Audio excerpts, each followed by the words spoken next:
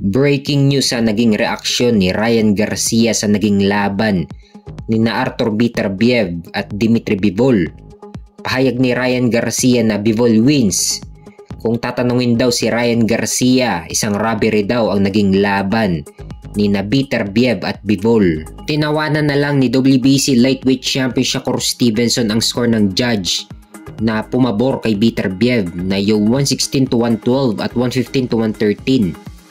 Nagbigay din ng komento si Shakur Stevenson na boxing is so terrible. Robbery din ang naging pahayag ni Edgar Berlanga.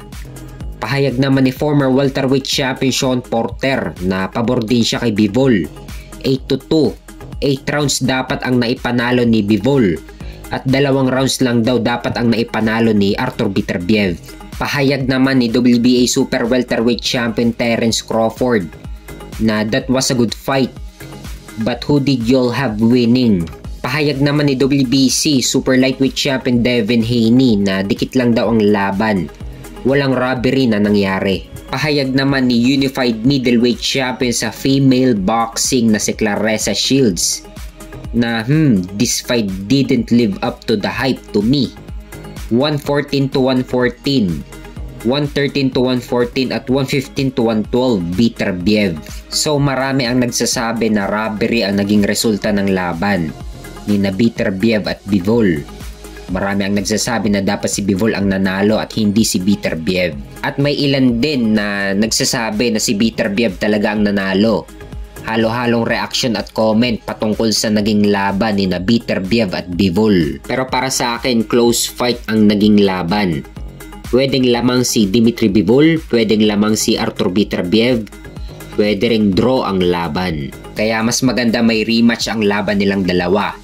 Kasi sa ganitong close fight na laban, deserve talaga ni Dmitry Bivol na magkaroon ng rematch. Kasi si Beterbiev naging undisputed na siya, tinalo niya na si Bivol.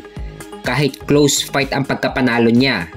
Kaya mas maganda talaga na asikasuhin na agad ni Turki Al-Sheikh ang rematch nila kasi magfo 40 years old na si Beterbiev sa susunod na taon. So deserve talaga ni Dmitry Bivol na magkaroon ng rematch.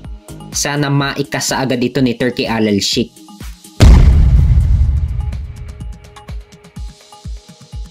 Sa kabilang banda naman, interim WBC light heavyweight champion David Benavides versus the regular WBA light heavyweight champion David Morrell. Done deal na. Official na rin na in-announce ni David Benavides sa kanyang Instagram account na done deal na. At target mangyari ang laban sa January 25 sa susunod na taon sa Las Vegas, Nevada. Pero hindi pa official yung mismong date ng laban nila. At pwede pang maiurong ang laban nila by February. Pero ang mahalaga done deal na at tuloy na ang laban nila. Magandang pagkakataon ito dahil kung sino ang mananalo sa kanila magiging mandatory ni Artur Beterbiev. Pero saktong-sakto na kailangan munang mag-rematch ni na Beterbiev at Bivol